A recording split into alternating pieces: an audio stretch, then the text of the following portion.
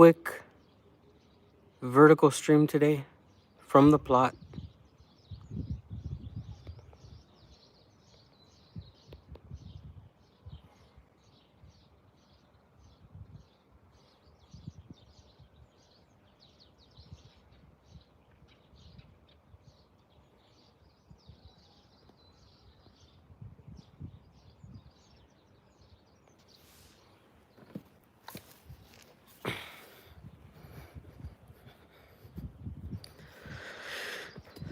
I'm gonna show a little bit of the garden.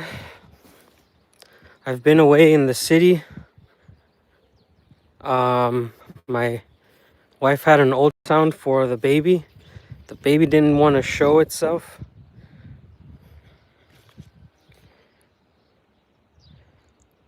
Hallo. Hallo aus Deutschland. Hello, my friend. So this is probably the raised bed that it has the most growing in it. Some of you guys have been watching since there's nothing here, but it looks like the radish is growing, the salads are growing, the onions are growing. It's pretty interesting. This box has been the most productive. The other boxes have had a hard time keeping some of the plants alive. Some of the plants didn't really do well in the raised bed this year, but I'm gonna show you now. We have some tomato plants that we planted ourselves. These little ones are the ones we planted ourselves, and we raised them since they were seeds. These were seedlings we planted ourselves. Hey, Sid. And we also have some cucumbers, but the cucumber is really hard. I've never done this in a greenhouse. In Mexico, we just do it on the ground. Better weather for sure. Now I'm gonna show you the tomato. Good morning.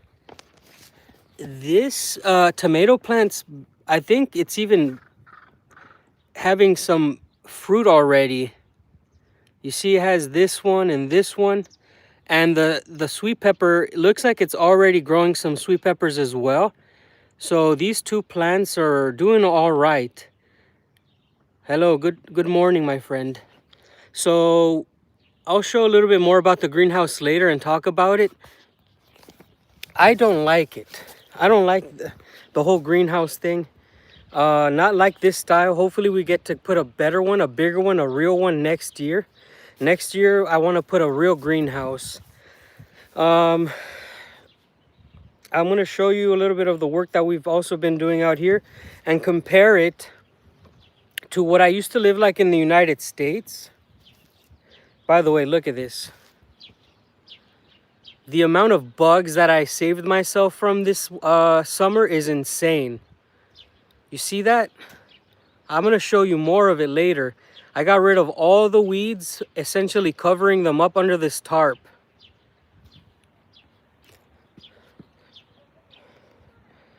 This is Sludanka, Irkutsk Oblast. Good morning, my friend.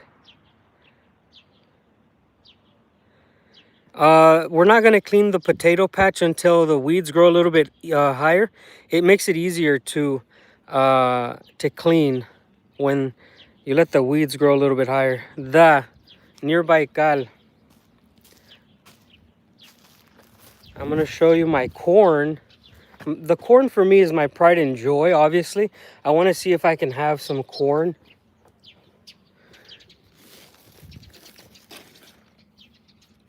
Check it out.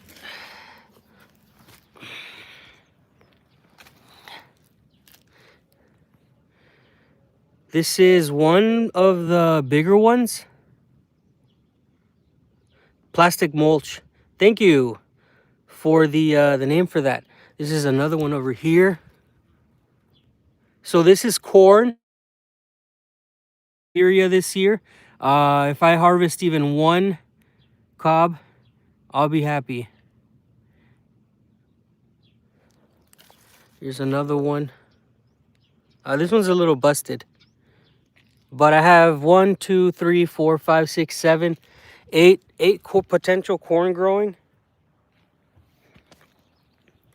No, it doesn't feel intimidating to be so far away. I think that it feels better not to be. Um, I mean, Russia is almost the same. Yeah, it's regular yellow corn. I didn't get it in any crazy variety because, you know, some of the corn that we grow in Mexico is very stingy with water and it's very delicate. Some of the corn that it grows in Mexico is very, very delicate. The one that I got here is just the normal yellow corn. I don't have no idea what kind of corn I have, but it ain't nothing special. I just got seeds and I said I'll try it out.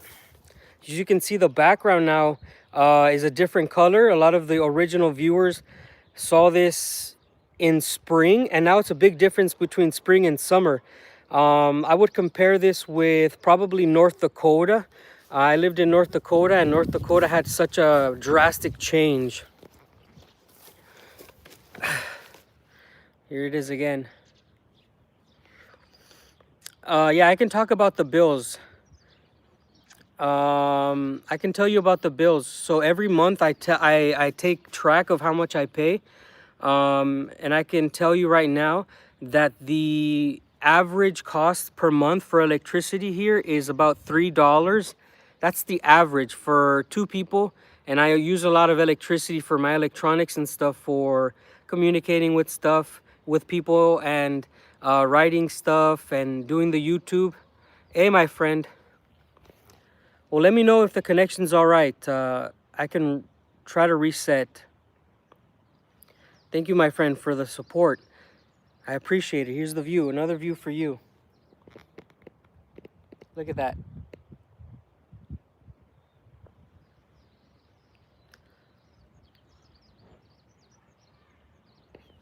Winters are not so bad. I'll tell you why. I'll explain to you what a harsh winter is. So in Siberia, you're not a Siberian because you live in the cold. You're a Siberian because you know how to dress for the cold. We have winters with -30, -40 Celsius, and we know how to dress.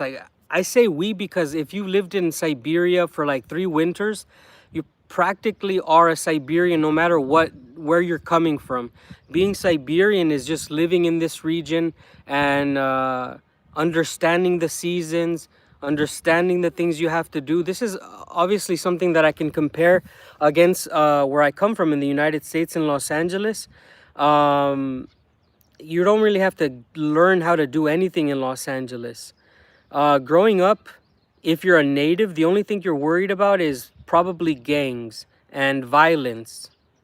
But if you're growing up in that, it's pretty easy to get used to. In Russia, in Siberia, where I live, you have to understand the weather. You have to understand what you have to plant to eat. Everybody has to have at least a little bit of food in the ground, I think, here, because it's very unpredictable what food can come from Western Russia or outside of the world. So let's start comparing some things. Let me know if the sound is okay. I'm going to start comparing some things that just came to mind. And first of all, thank you so much for joining this live stream. It's been a while since I've done a live stream. I've been in the city of Irkutsk. Hello from Southeast Michigan. Awesome. Yeah, we're doing vertical streams. I'm gonna start doing vertical streams for me Saturday morning and horizontal streams on Sundays for me. I need both because both of them have different qualities to them. So here it goes. I'm a software engineer of 22 years. Now, Tristan, the engineering field is insane. If you came to visit as a tourist, you can make connections and you can remotely work. I I feel like you could. You just have to come and make connections. For me, I'll tell you something. When I came to Russia and people started learning that I'm an American and there's an American in town, there's an American in this region, people started offering me work to teach English, engineering work, let alone like something big brained. I think you could definitely make the right connections, network, and find something that would work for you. I don't think it's impossible. I just think that you have to come and make some connections. Yeah. And yes, we're keeping, before I start comparing things, Josue, I'm keeping all of the flowers here for the bees. I don't think that it's necessary to take them off, and I want them to adorn my lawn. Like, I think it looks beautiful. I want next year to have more of these flowers. There's all sorts of different types. I'll show you. You have this type. You have this. And I want it all natural. You have these. And you have these. These are probably some of the nicest looking ones, these little yellow ones. But you can see there's at least 4 or 5 types of different flowers just right next to me. And this is all natural wild weeds and flowers. I don't take them off because there's a lot of bees here, and they gotta do their work. So thank you so much, is it Dimitri? Okay, we were talking about comparing. So I was telling you guys that in Russia, you need to plant some food where I'm from, because you never know if the food is going to be coming from outside of the world. If I go into my local stores, it's not going to be the same thing you're going to find in Moscow or St. Petersburg. The things that we have are probably lower quality and less quantity. And this is the reality. I'm not complaining. It's just normal.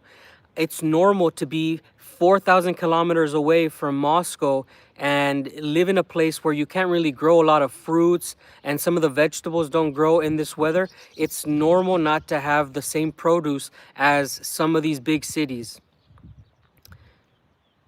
You can't eat these weeds. So that's one of the big differences. Where I come from, obviously in Los Angeles, we have every food. Hey, my Serbian brother, welcome to the live stream.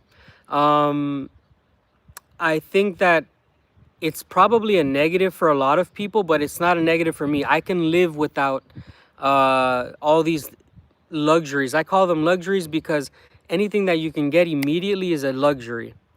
I don't need these luxuries, but I know that some people cannot survive in this part of Russia. Now, when I'm talking about Russia, obviously I'm talking about Siberian outback Russia. This is not even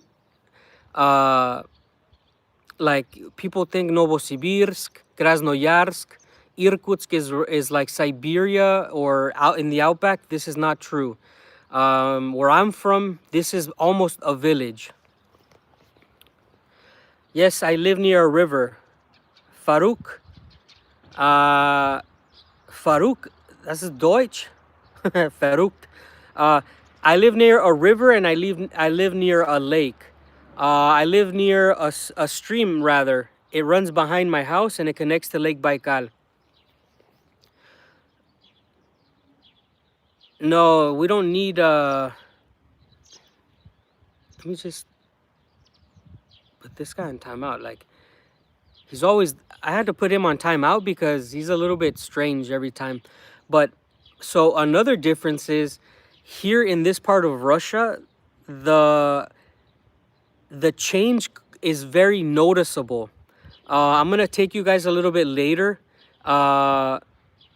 Yeah, those luxuries. That's right. IP, welcome, brother. Welcome. I'm gonna show you what I consider already one of the best things that you can plant in Siberia. I'm gonna show you right now. Thank you so much for the support. Thank you so much, my friend.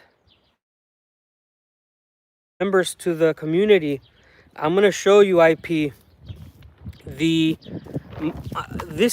plant here. What I'm gonna show you is the most important for our garden because we can eat from it every 3 weeks. Every 3 weeks. Guten Abend. Yeah. Also, this is the radish. Okay, the radish is every 3 weeks you can have food. In summer, if you live in Siberia, you can make really good salad out of radish and cucumbers. So if you guys ever think about buying land in Russia, no matter what part of Russia you're in, every 3 weeks, once the summer hits, this is really, really good to eat. This year we planted salad leaves, so we're gonna be testing this out as well for healthy. Um, this salad has been growing pretty darn fast. Now imagine this, guys. You get some of your radish, and then you cut some of these onions on top. These little onion things are really good. This is already good to eat. We're gonna be cooking with this today. Okay, this is really good. Check this out. I've sprayed nothing on this, so I know I can do this. I can.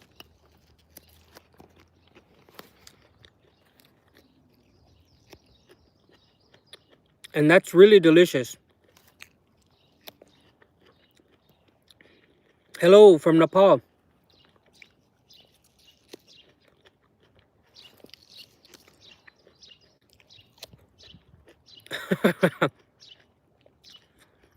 That's really good. It's not too spicy, like it's not too zesty or spicy. I don't know what the word would be. But this is so fresh, so tender. You can literally come over here and eat it off the ground like I'm doing it. So the point I'm trying to make is there's a lot of things that you can plant in your gardens in Siberia that you can eat and enjoy. You can't plant all of them, but we will get that greenhouse next year probably. Dagestani style. Okay. And here, I don't know if IP was in the live when we started and I showed you this. Inside the greenhouse, we have some fruit growing already, as you can see this. And this is tomatoes here, and these are sweet peppers. You can see they're doing all right in here, eh? So little by little. We got a wild marine in its natural habitat. No, I just wanted to prove a point. Olga, hello. Yes, the temperature here, guys, is gonna be insane. I want to take you guys on a quick drive. Please stay with me on this live because I have something really interesting to show you. Especially if you've been watching my lives. If you've watched these lives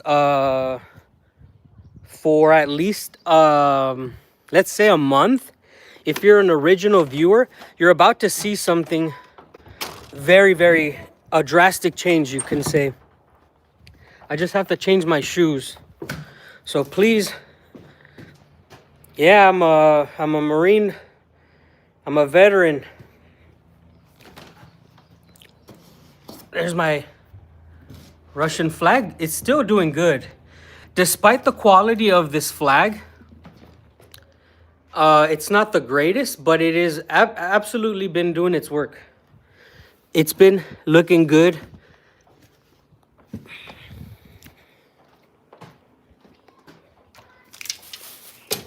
Let's see. Something, look, I don't know if it's the colors, right? But the Russian flag, when I see it, it's a beautiful flag to me. It doesn't have anything, obviously. It doesn't have anything on it. But I've grown to love those three colors. I really, really have grown to love them. I never used to like flags that just have nothing on them. Obviously, eagle, the old standard for the Aztecs. But like the Russian flag now has really grown on me. when I was younger, I really didn't like uh, horizontal lines because let me tell you a quick story. I was never used to seeing a flag just have three colors like this, okay?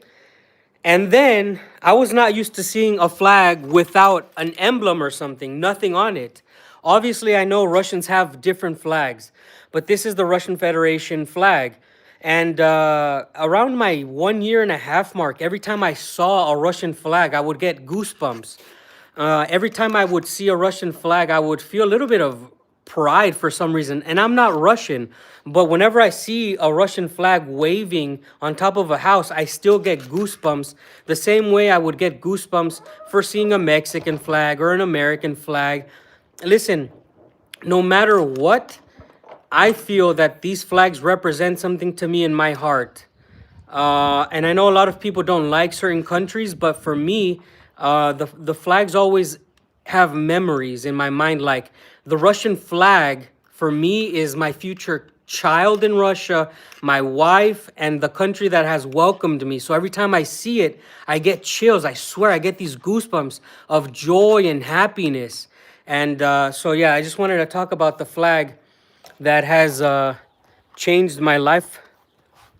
That is the Russian flag. Close this up. Sorry about the noise. Let's go and show you something. Thanks for the donations. Thank you for the memberships. And we're going to be taking a little road trip. Please stay with us. This is, I was going to work a little bit on the plot and talk, but I have to show you this, guys, because if you support this channel, you're going to love this. It's 10:21 in the morning in Russia. In Irkutsk Oblast, Olga is also in Siberia, just to give you a reference of time, how big Russia is. Olga is also in Siberia, but I think she's at least 2 to 3 hours behind me.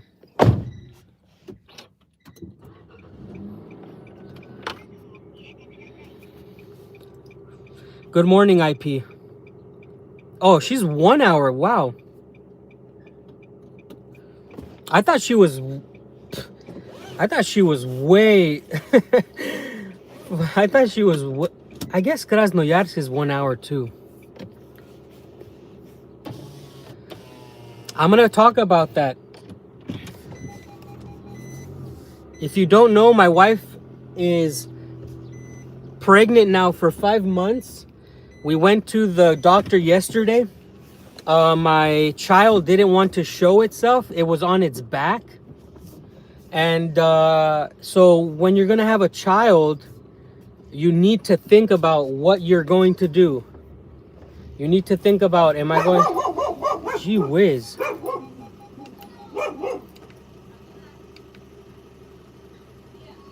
I love this button. Saludos desde Bolivia. Un saludo muy grande a Bolivia, Sudamérica. Yes, so Здравствуйте from Moscow. Listen, when the people ask me about the house, I told you guys on a live that I have to slow my roll and choose what we're gonna do.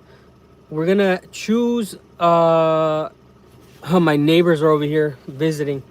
I have to choose what I'm gonna do, if I'm gonna buy a house or if I'm gonna buy an apartment. And hello, I gotta, Jesus, that dog, the neighbor's dog, I'm probably going to have to educate it.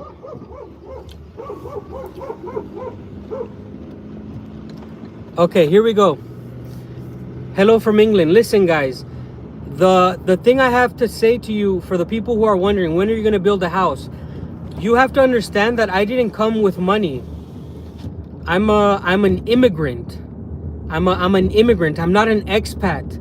Like some people come as expats, and no. I didn't have a house to sell in the United States. I didn't come to stay in Russia. My plans were never to come live in Russia. That's the biggest difference between what I think some of these other people are and what I am. I'm an immigrant. I'm starting from nothing. The other channels that you watch, they have money, they have families, and God bless them that they have a house and money. I am an immigrant. I have been an immigrant since I got to Russia. After I met Ksenia and I decided to stay in Russia, this is when I became an immigrant.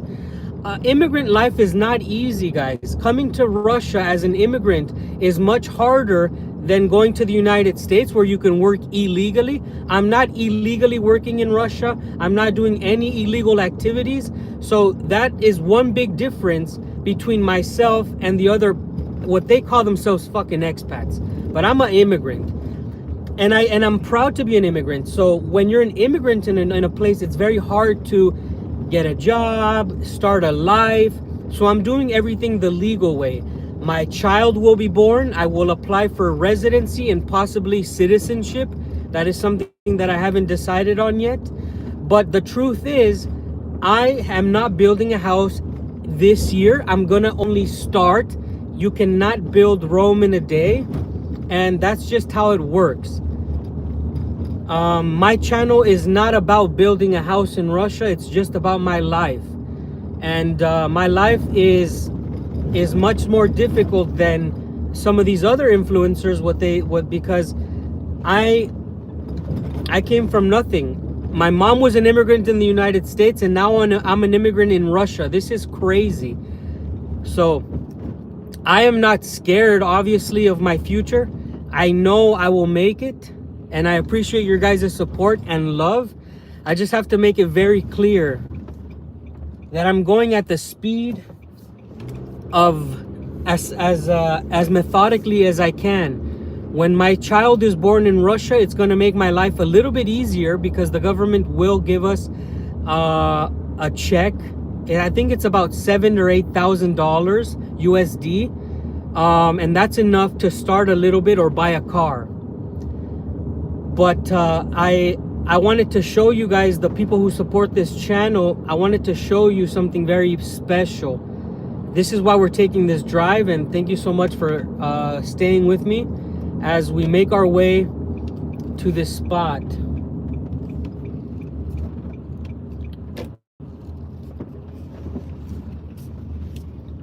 And let me give you guys the premise or the start of the as you may know, I unveiled to you guys a new statue dedicated to the memory of the men who had fought and died in the war in Ukraine. This is something that was new. This didn't exist. And I took you to the park, okay? So I'm bringing you back to the park. For some of you guys who know this channel, you will recognize some things.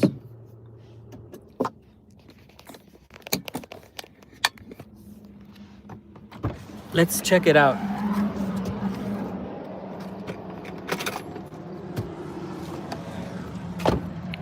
So stay with me. I'm gonna show you what's changed at the park for the memorial.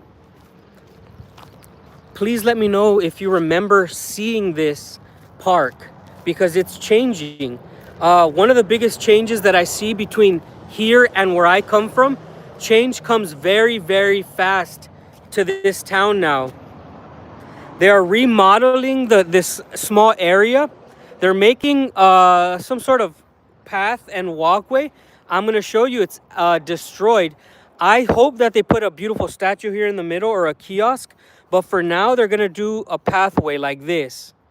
Okay, if you remember what this park looked like, we're gonna check it out right now, and we're gonna look at the work that they're doing. I'm trying to document this so that you guys get to see what it looks like before and after. If you follow this channel long enough, you will know what it looked like before. Here we have the memorial. This memorial was put and I think they missed an opportunity to fix this. I don't like how the stairs are not in the middle, but there's nothing you can do about that. It's not it's not me being petty, but so we have the Great Patriotic War Memorial here, and we recently have this memorial for the men and women who have died in the war in Ukraine. For some of you guys who are new to this channel, this is going to be your first time seeing this. This right here is 100%. You can see the Z on his patch there, on his flak jacket or his plate carrier.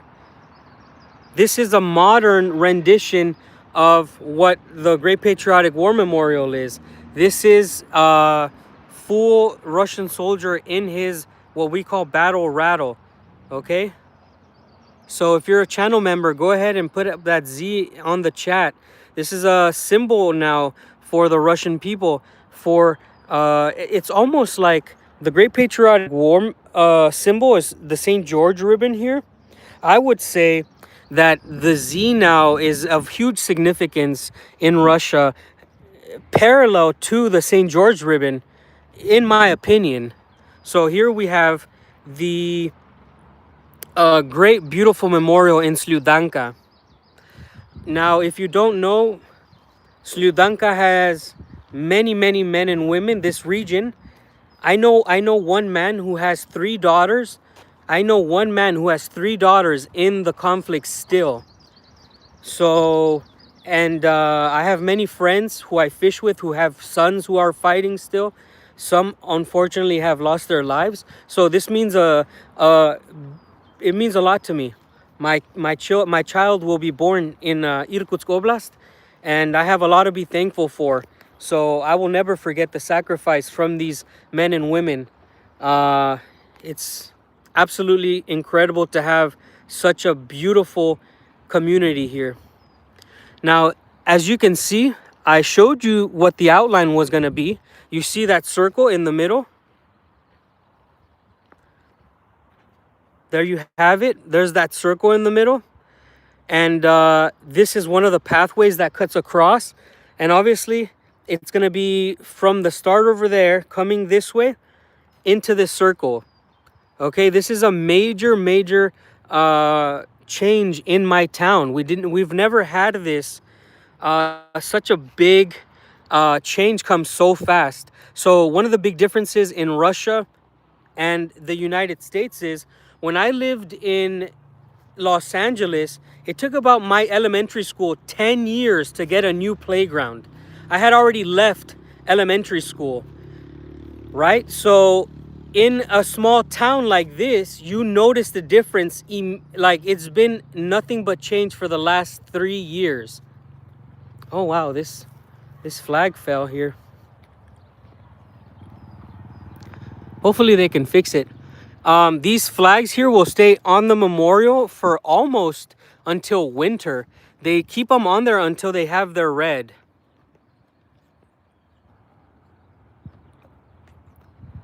And I absolutely love how they maintain this I've seen them paint this so many times. There's probably more paint now than rock, to be honest. So guys, can you guys tell me if you have seen major change where you're watching from?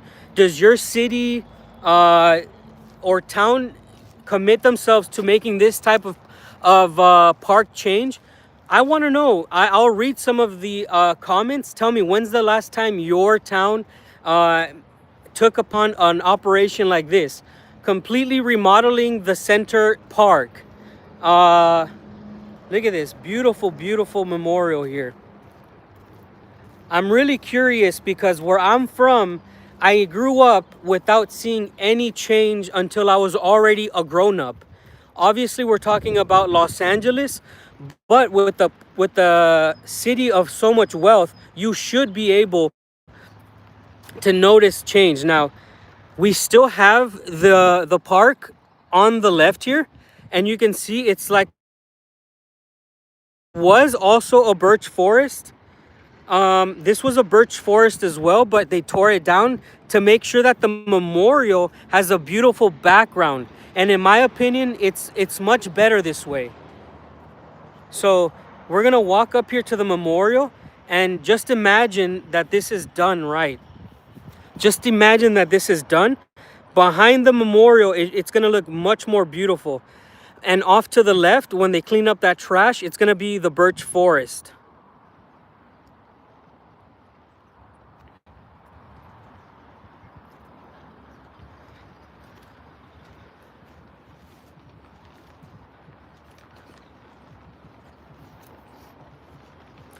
Linda Lewis, good evening. How are you? First time watching. Looks like a great weekend. Hey, thank you, Linda. Heck no, Tucson doesn't do anything. Not sure where our tax dollars are going. You know, and this is the background from the other direction. This is supposed to be the eternal flame. And there's the Siberian wilderness. Our town is located in the shores of Lake Baikal, but in a very small little canyon or valley, very small valley rather, in between these large mountains. Look at that. So if you were to go over those mountains, you'd probably either get eaten by a bear, or you'd probably get sucked to death by mosquitoes. That's a joke. So here's a view from the other side. Hey, Vaughn, welcome, brother. It's nice to see some of the DPA, Defense Politics Asia. Shout out to my buddies from that community. Much love. So, Vaughn, I'm going to show the Ukraine War Memorial one time for you in case you weren't here.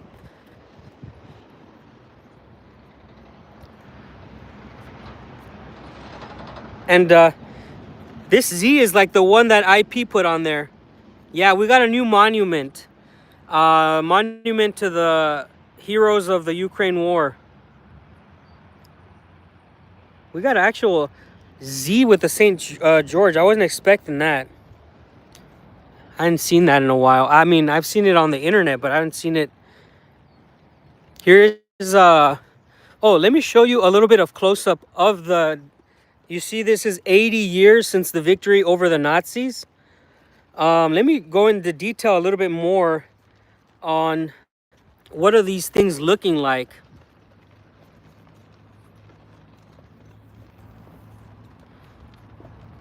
I wouldn't say it's somber. I think you're just either a little bitch or you have no understanding of sacrifice. I don't want to offend you, but you know what I'm saying? Like, these type of things are supposed to, this is not like a circus, right? This is also not a place of joy. This is a place of respect, honor, and remembrance. So I don't want to offend anybody. I'm just saying, like, usually if you call it out as something very sad or dark, you know, like, it's not. This is actually normal in many countries where they remember and honor their people. So just don't take into offense. So let's go ahead and look at this. And we have a couple other ones over here, really nice ones. Now, there's one thing that caught my attention. We were talking about flags. Yeah, that's Vaughn from DPA Live. We were talking about flags, and here we have a flag of a different variant. And in Russia, you'll see many, many different flags. So that is, I wanted to show you this, guys. I hope you guys understand that where I'm from, there's a huge sacrifice, and I will always honor those people who sacrificed, because my child will be born in this region again. I say it because it's true, and I don't want people to all right, so here we have on the poles Some memorials left over from May 9th. This is from the 80th anniversary, by the way. These are 80th anniversary ones. And I'm trying to see if they will give me one of them. There's so many of these memorial things for May 9th. I'm trying to either collect it as memorabilia or buy it for myself, for my child, so he knows we lived through the 80 years of the Great Patriotic War. Semper Fi, my friend. Oh, it's always blue here. Siberia always has the sun. You see that?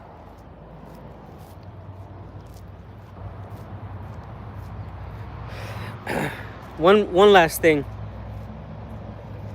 You know, Russia never forgets its history when they keep stuff like this.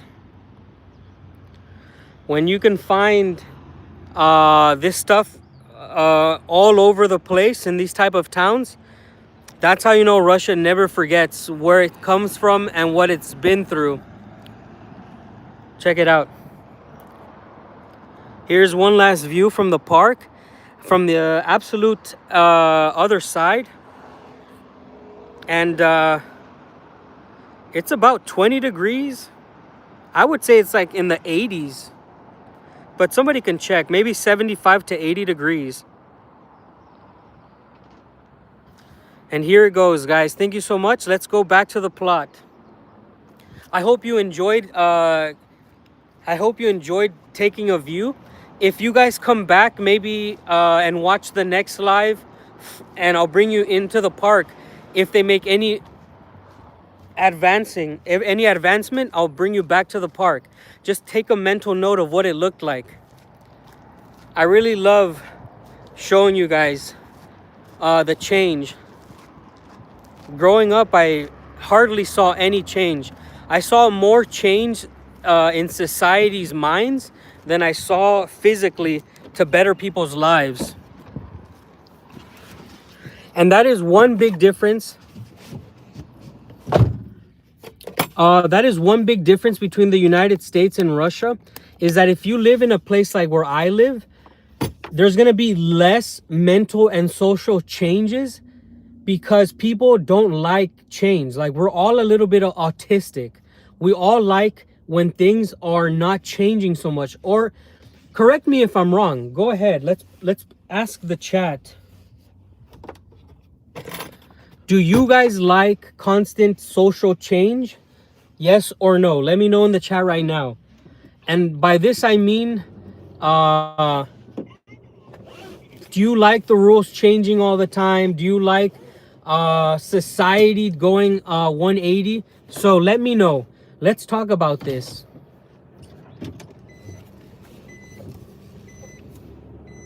Because for good or for bad, in Russia, it's very slow moving when it comes to societal changes, but physical changes, things like this, they happen very often. A lot of building going on, a lot of destroying of old things, like broken buildings. Like Russia, in my opinion, physically changes more than mentally and society. And this is something that is attractive for me, because here in Russia where I live, you don't have to worry about who's gonna win the presidency and change a law that's gonna turn your child into, who's gonna turn your son into your daughter, or so much of these what are these, like immigration laws and crime, like all of these things. It seems more stable in Russia. Okay, I do see immigrants in Russia, but it's not in this region the problem that you would think it is, like in the United States. I don't like change where you have to vote every year for the same thing. Like, common sense should already stick. If you have a law that says you shouldn't rob, not rob. But in the United States, they pass laws where it says if you don't rob above $1,000, it's fine. If you don't rob above $900, it's fine. This doesn't make sense to me. In Russia, the laws are a lot more stable because once it makes sense, they don't change it. That is what I'm noticing in Russia. They don't change the thing that makes sense. And I appreciate that. But what do you guys think about this? It's something that really is really obvious when you come to Russia, is that the change that you see in your country, if you're coming from Europe, then you're also going to notice the difference.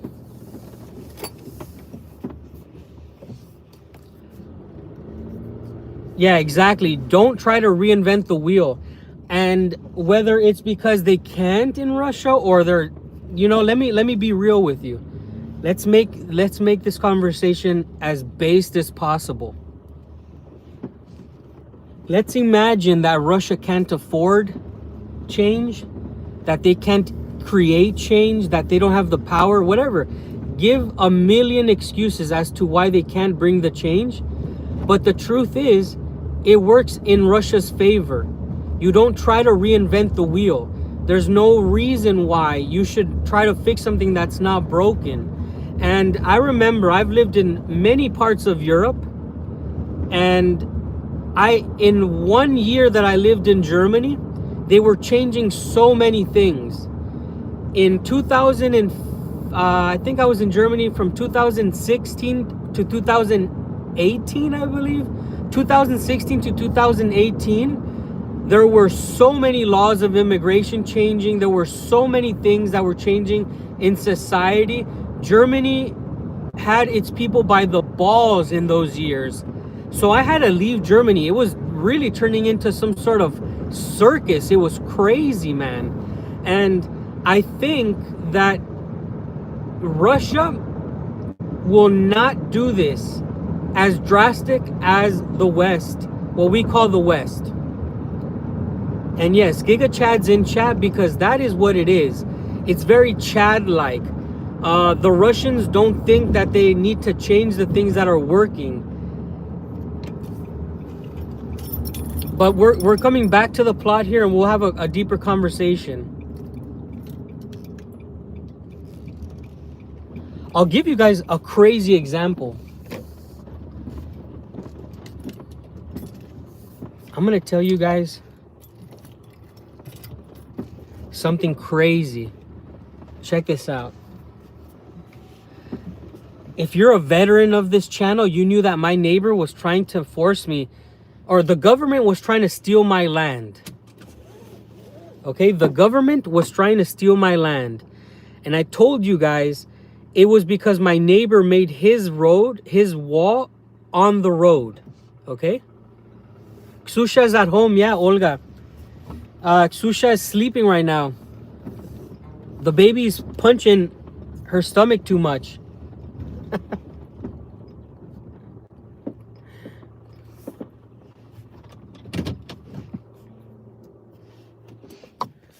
Okay, let me show you guys something. I'll tell you. For me, in order to build this beautiful wall that I built, this beautiful, beautiful wall with the electric gate, for me to build this, I had to fight against the local government because you can see how beautiful this wall is, right? This wall is absolutely gorgeous. It's absolutely beautiful.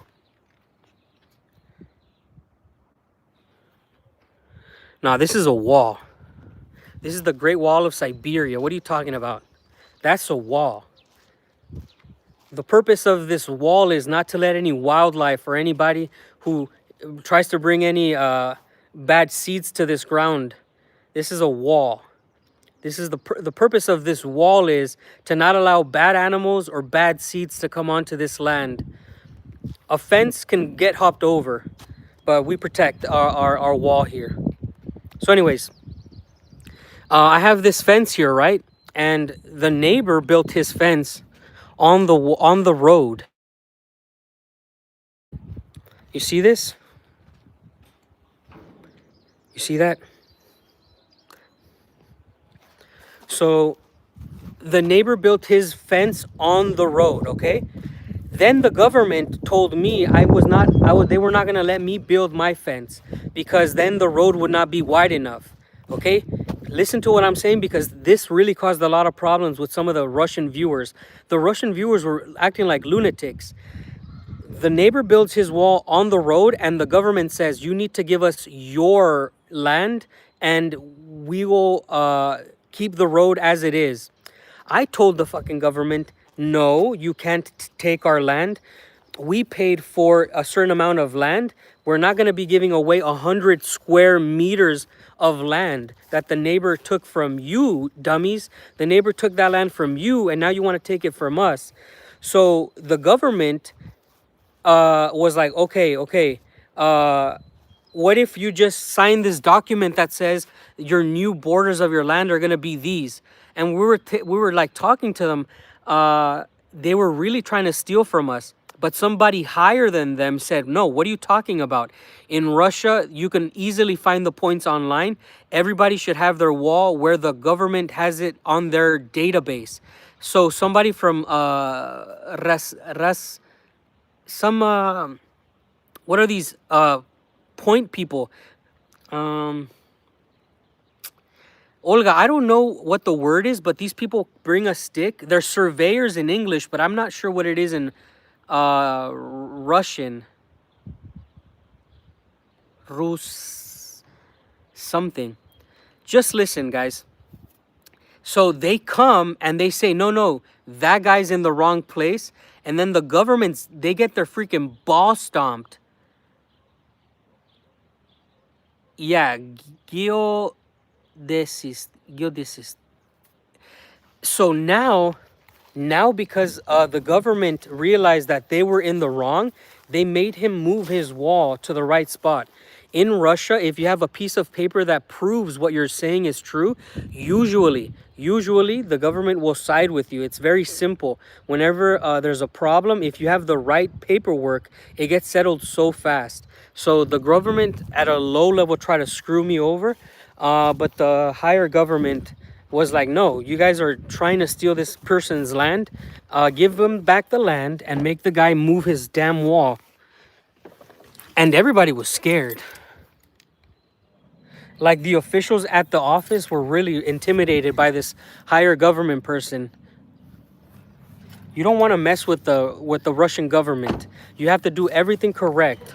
If you don't, you're gonna get stomped out easy. And look at that, the gate's closing beautifully. When I'm 60 years old and it's negative 40 and there's a meter of snow, I won't have to push that snow out of the way. The gate will do it for me. So yeah. Let's keep comparing Russia with the United States. I do have some things that are better in the United States. And this is not only like shit on the United States type of life, because I don't do that.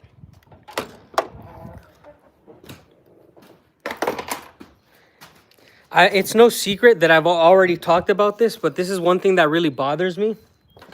That in Russia, they're a lot dirtier. They're a lot dirtier in the small towns. Some of you guys already have seen videos from Moscow, St. Petersburg. Russian cities are a lot cleaner than American cities, but Russian towns and villages are much more dirtier.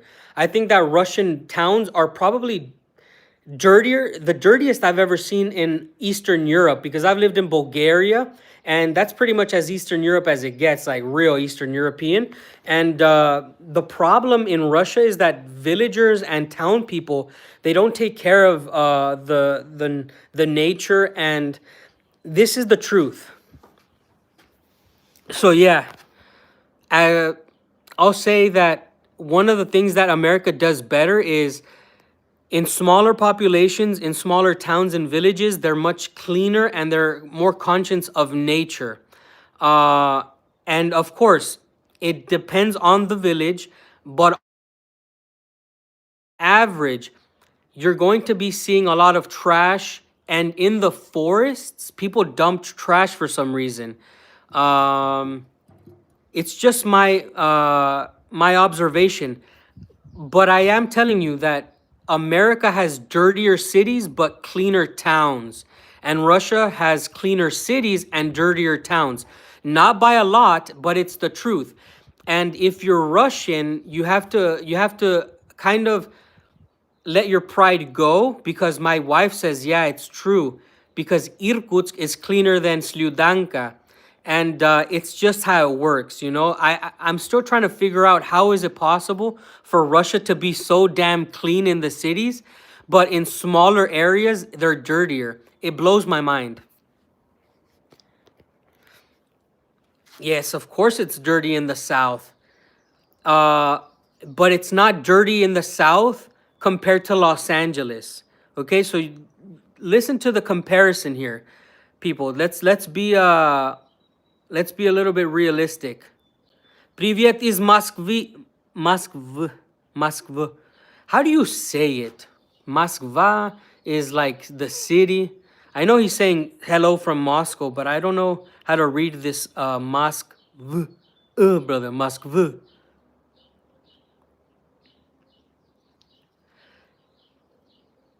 Texans maybe being directed differently at the small village level. Is Moskvi. Okay.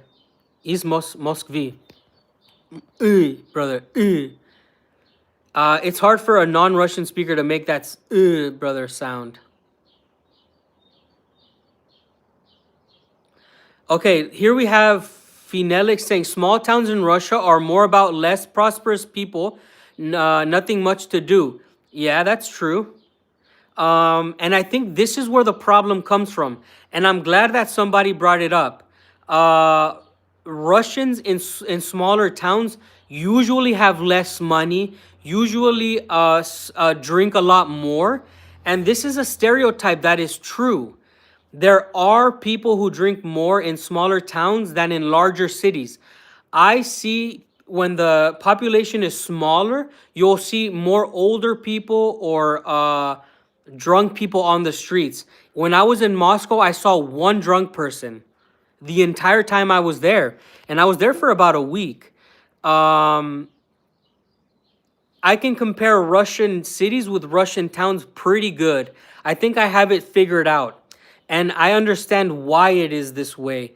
When you come to my town, there's going to be less money and people are already pensioned out. Like pensioners are usually not getting more income than they can. So they're going to be smelling a lot like cigarettes and alcohol. If you see them in the street drinking, those are usually people who are retired, who have no more family, and they're living out the rest of their life in a miserable way. And this is the reality. I don't think that people even talk about this in other channels, but it exists. So if you're thinking about moving to Russia and you're thinking about coming to a small, quiet town, you might be exposed to a little bit more alcoholism and a lot more smokers. It's just how it works. Yeah. What else could we compare? Because I like comparing Russia with the United States, but I also like to compare Russia with itself. Because I've lived in Slyudanka for so long, and I've traveled all over Russia now, and I compare my existence in Russia with other Russians.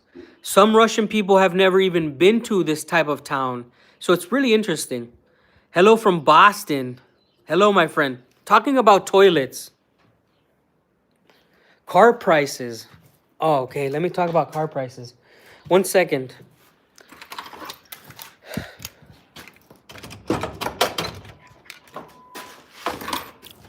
So I think on average, Russians have a lot more purchase power for some reason. In Russia, even in this small town of 15,000, people are driving like $50,000 cars. They're driving these $40 to $50,000 cars. on average, I noticed that Russians drive either very shitty cars or very expensive cars. I don't know where they get their money from. I'm one of the poorer persons in this town. Um, I mean, I'm using right now, for to give you an example, I'm using my friend's car. Shout out to Klaus. 1 second. So this car that I use for the lives and when I drive you around, this is my friend's car. This is a Suzuki Landy. This is a 2017. Okay, this is a 7-seater car. Here in Russia, this is a very, very good car. You can drive it damn near anywhere. It's a front wheel drive. It's a hybrid, so it's good on mileage. This is a good family car. This cost about $16,000. This is a $16,000 car. But I've never seen. Yes, you do need. They're just normal wheels, man. So, when people think about what the Russians are driving, the Russians are driving pretty good cars. I've never seen so many supercars like I have seen in Russia.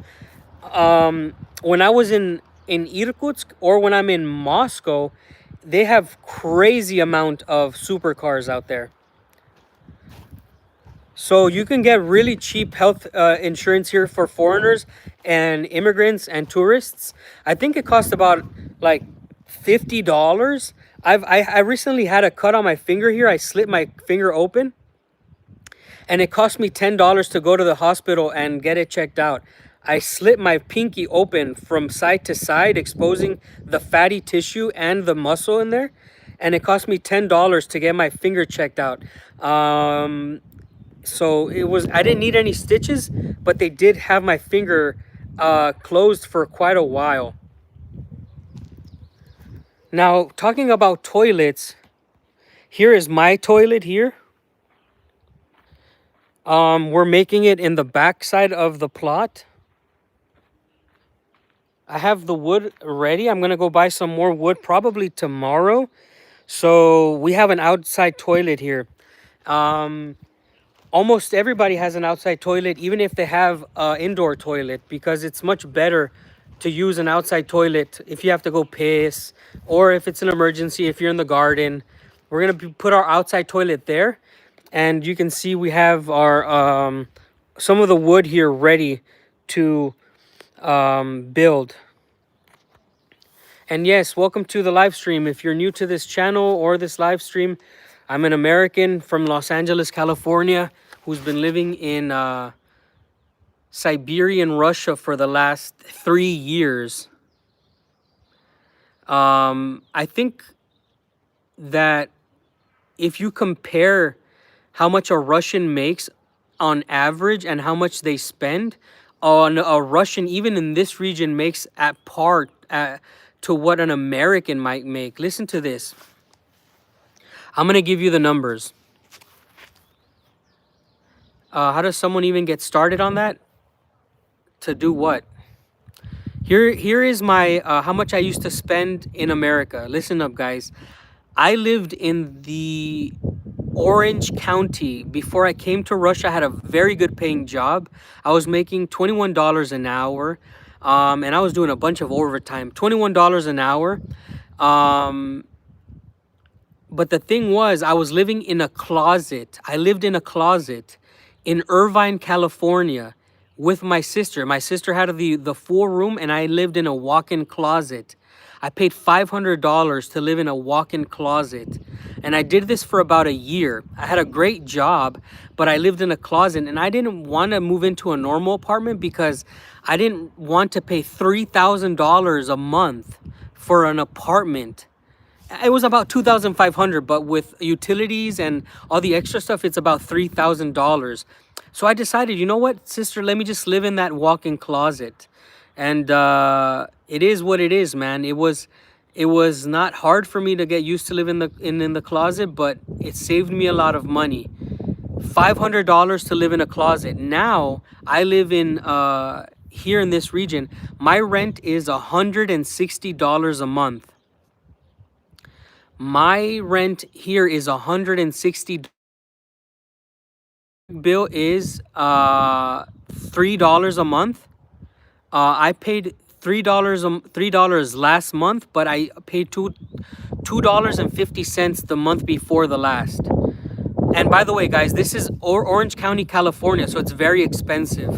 In the area where I lived, in Irvine, it's very expensive. I was working in a pharmaceutical company. Now, let's talk about other prices. Uh, yeah. Hell, my walk-in closet was actually bigger than the freaking can that I lived in Afghanistan, to be honest. When I was inside the wire in Afghanistan, um, I think my can was smaller than my walk-in closet in Irvine because the walk-in closet was pretty big. But anyways, let me get back to the stuff. Um, I paid I paid $3 for electricity. I paid $10 for internet. I paid um I think it was like $7 in for the utilities like water, and that's it. So on average, I'm paying $25 a month for electricity, water, internet bill. Water, hot water, cold water, electricity, and internet costs less than $25 a month where I live. So I'm paying less than $200 on average for all of my rent and utilities and expenses. Now, and my apartment has 2 bedrooms. My apartment has 2 bedrooms, a kitchen, and a bathroom. And I've showed you guys this place already. So now I want to ask you guys, how much do you guys pay for electricity in your country? Please tell me how much you guys pay for your electricity. Let me know right now. Everybody who can type in chat, let me know. Because I'm willing to bet that you are not paying less than $3 for your electricity. Go ahead. Electricity, let's go. Oh, by the way, in Russia, the electricity is the heating because it heats the water. Tristan. Actually, you know what? 400 is not bad. What state are you in? I know 400 sounds like a lot, but depending on what state you're in, if it's a combination of water and electric. Oh, okay, guys, let me know what your Arkansas. Okay, that's a little bit sus, brother. That's a little bit, because Arkansas, 400, that's a lot.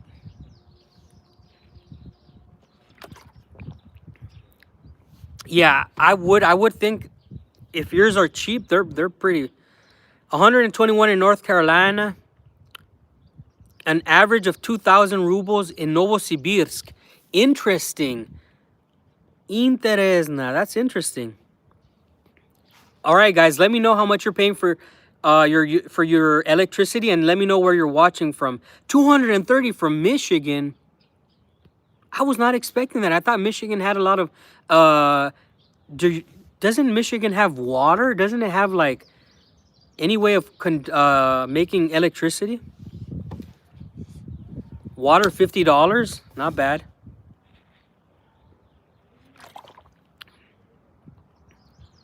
$220 in Canada. Thank you so much for that gate. Gate is sexy. About $460 here with solar panels. That doesn't include the solar panels. Okay. Azrael says water's around 105. Are you kidding me? Okay, let me just tell you the water. 1 second. Give me 1 second, guys. I gotta also turn this on to subscribers only, because when the 50 USD a month in Yucatan, Mexico. Yeah, the AC, I understand that. You don't have to pay for heating in Russia in winter. You're paying for the water bill. The water is what heats the radiator. So heating in Russia is different in different regions. Where I'm from, the heating is done by the water in the pipes. These are radiated apartments. 1 second. 1 second. Checked, and I had a very expensive water bill. Okay, a water bill that's a lot is my $15 water bill. I had a hot water in the winter. I had to pay $15 for heating. And that was a lot for me, actually. I thought it was a lot. I paid 1,500 rubles. It was $15.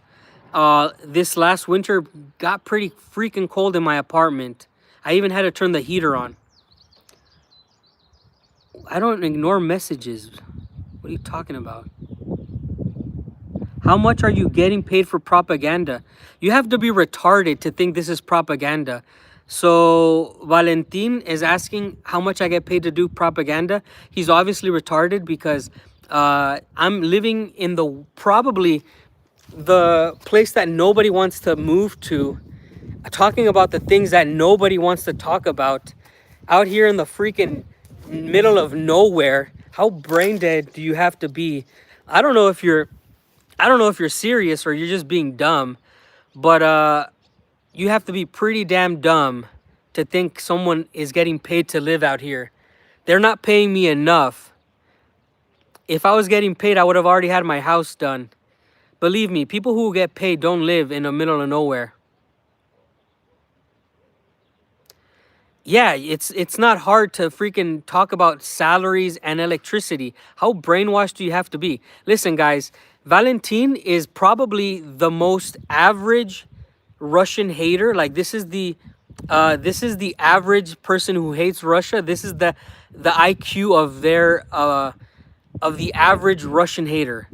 They're unable to say anything that means anything. They're unable to get out of their feelings, and they think that if you talk about Russia, it's propaganda.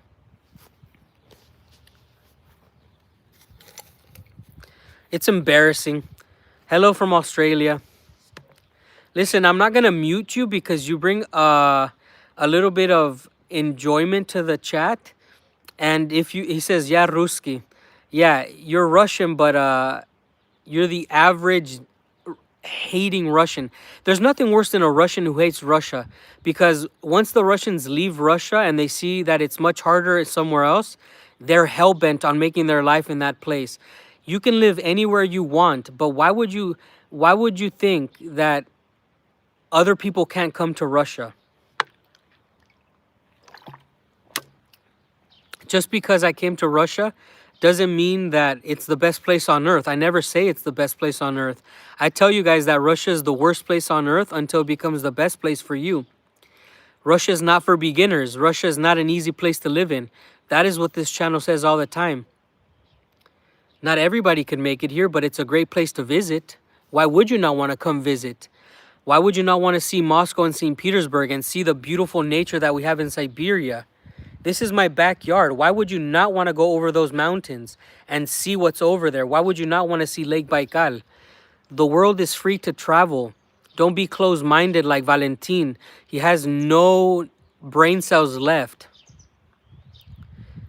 I didn't say you left Russia. I just think that you're brain dead. People can enjoy different things. People can speak about their experiences. And if you haven't left Russia, then you have no place in this conversation because you've never traveled outside of Russia. So how could you say it's propaganda? All of these things that you're saying are backwards. You have no tongue to speak. I don't know Vladimir Putin, so I can't speak about him either. People who hate Vladimir Putin, who've never met him, are crazy.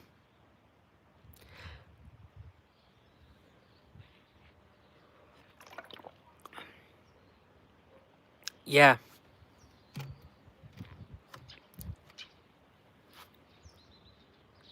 No, Valentin, you haven't traveled.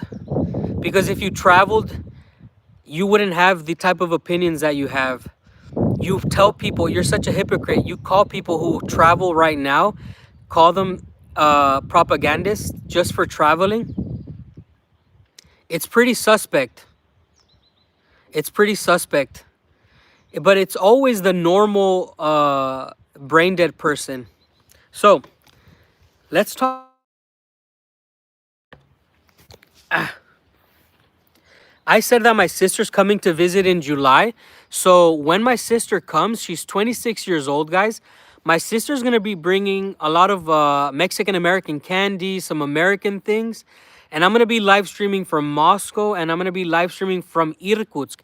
If you're a regular viewer from this channel, you're going to want to tune in so that you can see someone who's never been to Russia give their honest opinion.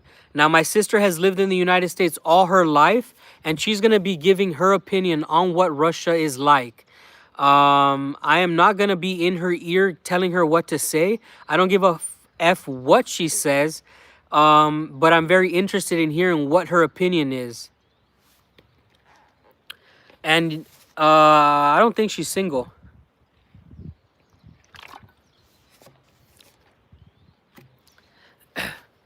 We do get a lot of trolls. That's why I put the thing for subscribers only. But the crazy thing is that some people will subscribe and just come back to talk shit, which is pretty sad.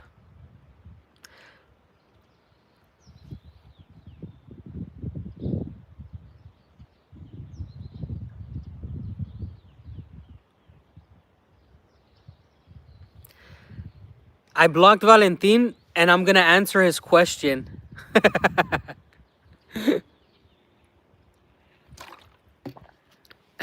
Valentin, I'm only blocking you because it's pretty funny to do it. So my sister's gonna be coming on a 3-year visa. I've told you guys, if you want to come visit from the United States, get the 3-year visa and come to Russia as a tourist. It's very, very easy to get a Russian visa as an American. So it's going to be freaking cool. She's going to be flying through Turkish Airlines, but most of the people fly through Turkish Airlines anyways. So if you're trying to visit, Turkish Airlines is probably the best way to do it from the United States. And the Russian visa for Americans lasts for 3 years, and you can live in Russia up to 6 months at a time. That's what I'm doing. I live inside of Russia. Every 6 months I have to leave, then I have to come back, because I am here on a tourist visa. Chris Green says, I'm coming to Irkutsk in March 2026.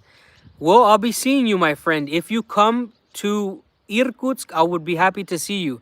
I really enjoy when people come visit our area. Turkish Airlines is not very good. The thing is that they almost have control of a lot of the east to west flights. They don't have a monopoly, but they do have a little bit better pricing, and they have a lot more flights. Turkey is centered between east and west, so they do have a very good good prices. Why don't you apply for the shared values res? Because I don't believe in it. I don't believe in the shared values visa. I don't know if you can fly from Cyprus. But that's a really good question, Tristan. I don't believe in the shared values because I believe that ideologies change. I've seen Puerto Ricans in Russia. Yes, I have.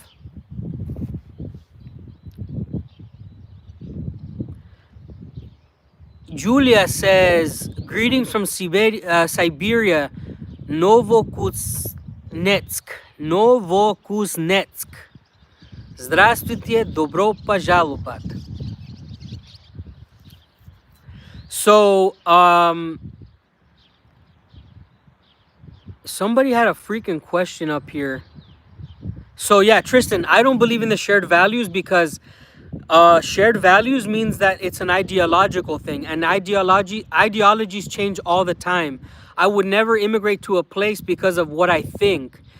What I think can change, right? So I don't want to come like that. I will get Russian residency when my child is born, maybe get also Russian citizenship. I really know what I am. I'm a Mexican American, and the only reason I'll get residency or citizenship, mi тоже ради таким иностранцам.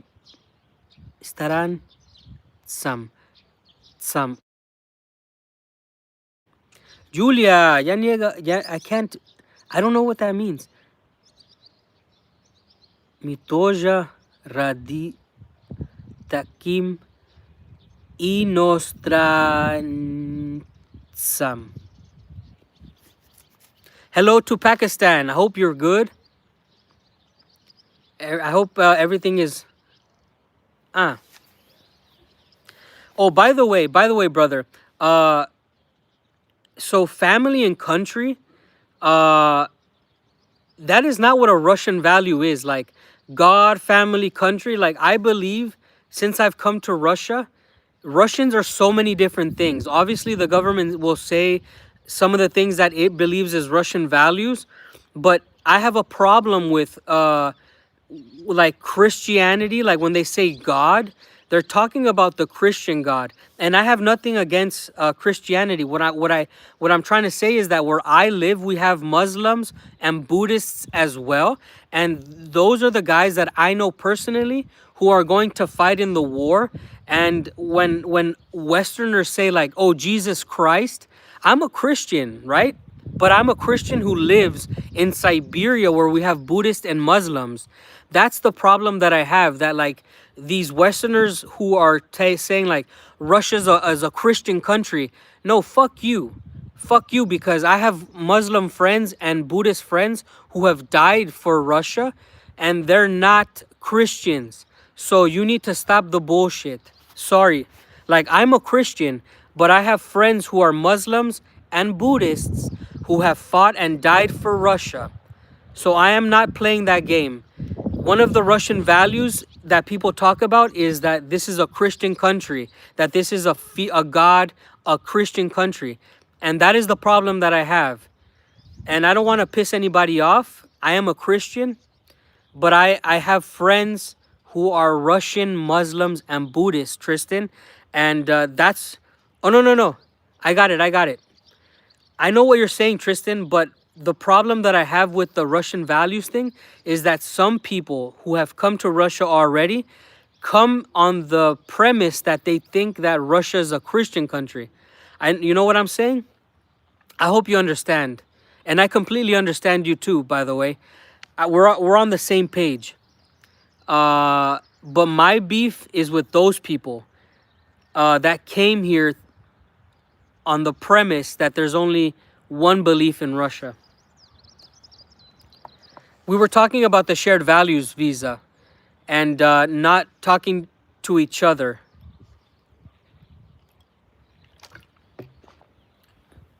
I know you and I have served with people of different beliefs, and that's why I'm so adamant in what I believe.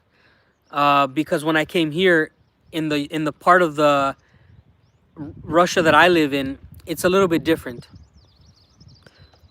Yeah, Russia has a ton of ethnicities and religions here and all of this. And I think that this is something that's really beautiful about Russia. In Russia, the Muslims live with the Christians and the Buddhists in the same societies. In the United States, it's more like the salad. It's not so much the melting pot.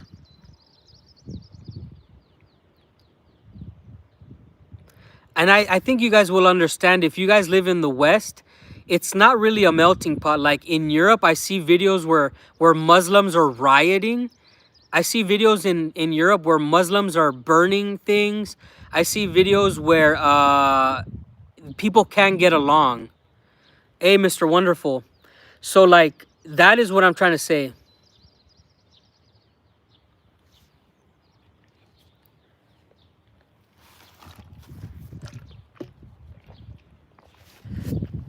So we've been here for almost 100 minutes.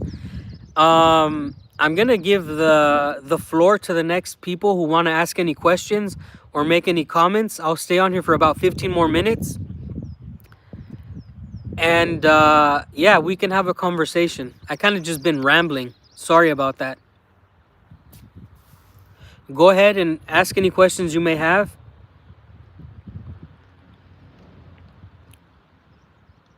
Yeah, Nicholas says, I remember that awesome war ad where it was Muslims, Christians, Buddhists video. It was an advertisement recruitment saying that it was everybody's fight. Thank you. It's just my tilnashka. This is what I wear. Hey, good night, brother. Good night. Hey, Tristan, have a good night, brother. Get some good Z's.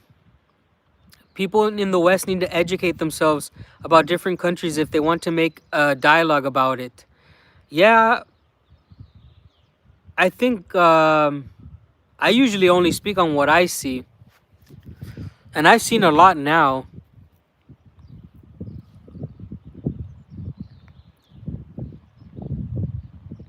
That's how it was in Damascus, Syria, including the Jews. It must have been a beautiful thing to see. I love being around other ethnic groups, other religions. I love it. I love it. I don't like when we're all the same. I hate it. And that's why I don't believe in I don't believe when people come to Russia and want to stick to what they like. I've seen people come to Russia and say, "Oh, I like it here. It's more Caucasian people, more white people." I'm like, "What the fuck are you talking about?" Guys, I've seen all of these things. These things that I've seen you would not believe. These things that I've seen that I don't talk about because I don't want to make people feel bad. But I've seen so many racists, so many pedophiles come to Russia under the shared values. It's crazy. The amount of pedophiles and racists and bigots that I've seen come to Russia because of the shared values is insane. I can't believe what I've seen. But in the future, they're going to be exposed and they're going to be brought out to the light. We're going to see these things. We're going to call these things out. They're not going to make it. Yeah. I feel bad for the people that come thinking that it's going to be easy. Kenny says, "I'm happy for you. I'm glad you're striving." Yeah, thank you so much. I'm having a great time. Because I came not to stay. I fell in love with the Russia and I stayed because I think I can make a future here.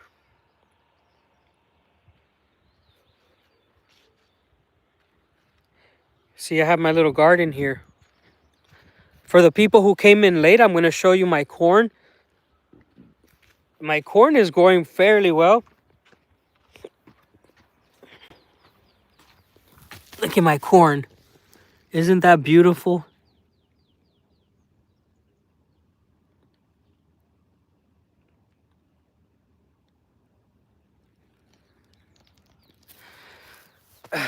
It's my corn.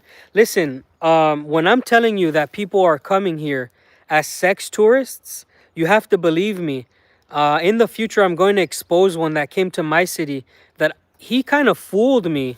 I helped him out, and I didn't know he was a freaking pedophile.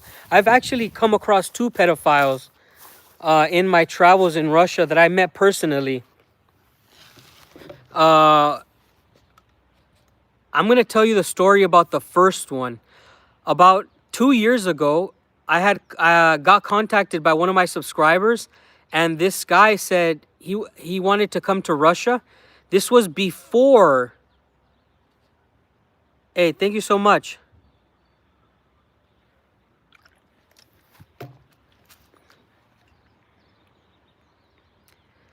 So I'm gonna give you guys a crazy story.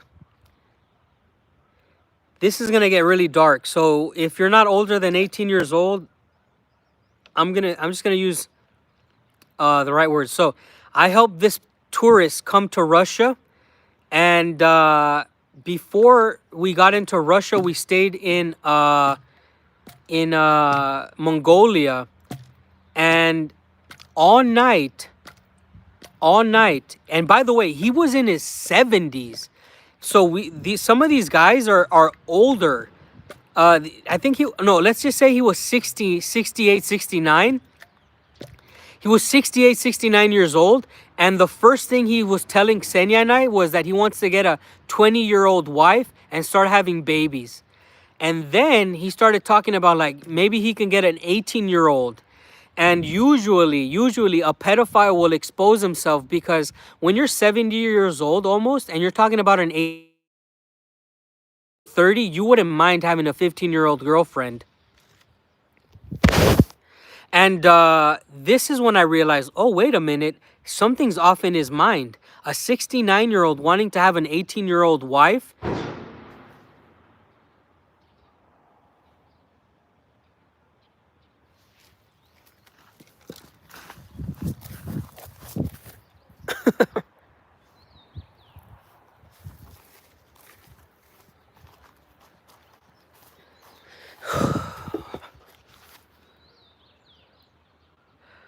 Okay.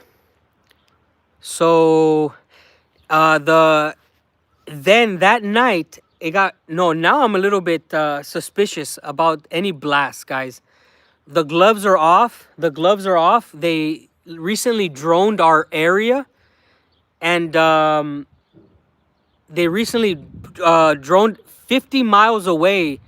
50 miles away, they droned Irkutsk Oblast, 50 miles from here. And now, because I live next to the train tracks in the most important junction, like, it's no secret, I live next to the Trans-Siberian Railroad. And here, there's so much logistics. I'm a little bit annoyed at what they did. This is another story for another time. I've already done a live about it. This man was masturbating in front of my wife. This man was masturbating and laughing and had the porn on at night. He had it blasting and he was laughing and he was masturbating and all of these things. And I was going to kill him. I was like, okay, if I kill him in Mongolia, it's not going to be a problem. But yeah, it's that's the first one. He actually made it in he actually made it into Russia. I don't know where he is now. But my wife was really traumatized about this.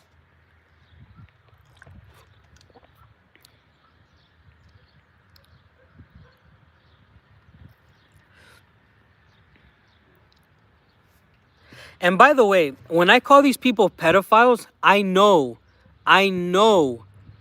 that they're into that kind of stuff.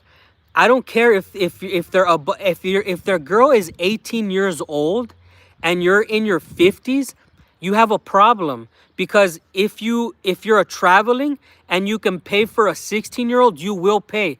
This is the style of guy I'm dealing with. Like, this and the other guy that's in Irkutsk right now are willing to do this. And the other guy, this other guy that's in Irkutsk, he was looking at 17 to 16-year-old girls on a phone.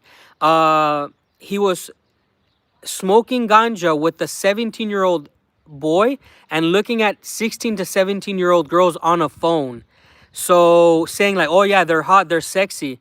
I've seen this with my own eyes, and in the future I'm going to expose them and everything. It's just like, this is one thing that we were talking about, the shared values. I have seen disgusting sickos come to Russia and look for young girls. And if you don't think that's a pedophile, like, you got problems. Like, I think that's the problem with today's society. Some people think it's okay. Like, I don't do this. I don't play this game. I'm from California. I've been in the system in where I'm from. Those kind of people, they don't walk the streets.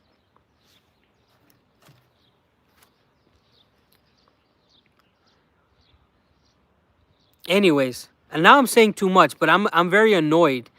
I'm very annoyed because people think that people who make it to Russia are all good. I'm not perfect, but the amount of things that I've seen now, I'm very disgusted. This is why I made a video saying that Russia should have never done this. Shared values. Shared values is a good way to bring in the Trojan horse. I am 35 years old and my wife is older. This is how you know I'm built different. People who accuse me of coming to Russia for a wife, I never even liked Russians. I never thought about Russia. I never wanted to live in Russia. I came to Russia as a tourist and I stayed because I enjoyed this. My wife is a Soviet woman. And that's how you know it's good. Shout out to all the people who are Soviet. I'm gonna work on getting rid of him, by the way, Ginger. I'm gonna work my way into getting people who are not good out of this country.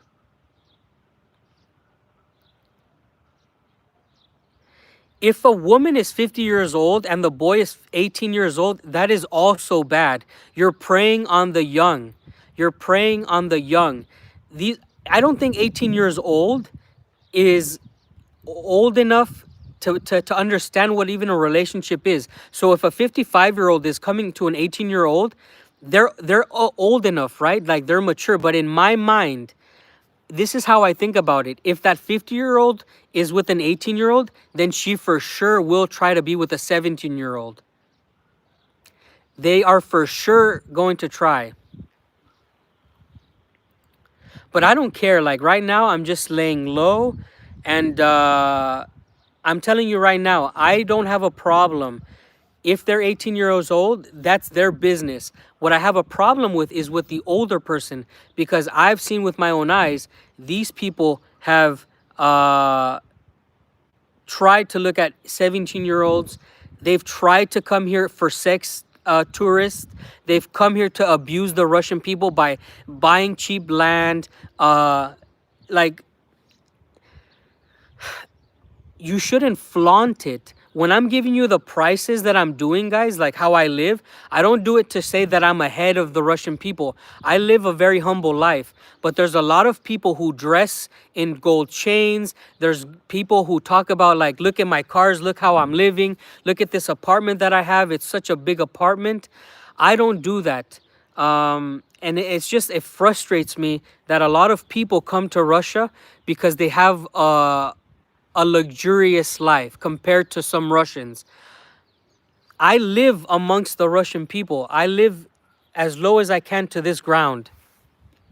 But you have the people who will flaunt their lifestyle and who will come here for the wrong reasons. And that's the last thing I'll say. But thank you so much for all the support and the love. I know that my arguments are a little bit sometimes too crazy.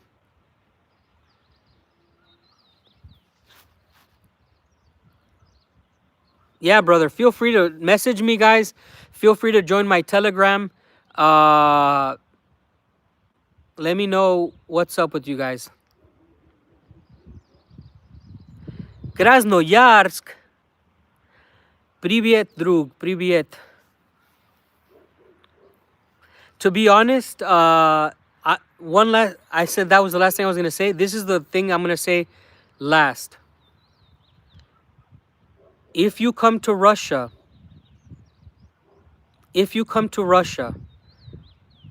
and you come through me, I have a no nonsense policy now. Like I've made the mistake of not calling these people out immediately.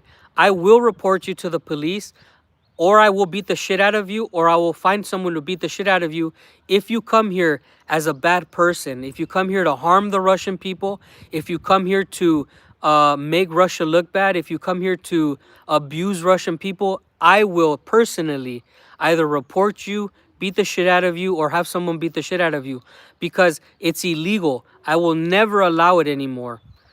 This is the wrong thing. No more water. So, guys, thank you so much. Don't come to Russia. If you come by the sword, you'll die by the sword.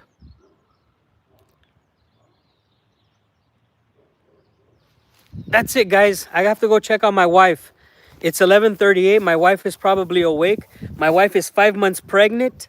I have to start thinking about buying Pampers. I have to start thinking about buying the child somewhere to sleep in. Hey, Dave, welcome, brother. Semper Fi. I have to do a lot of baby stuff, guys.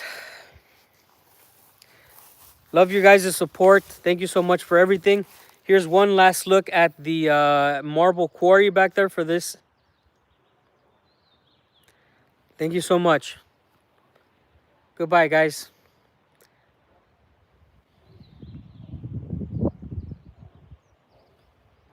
Man, some people just can't stay calm.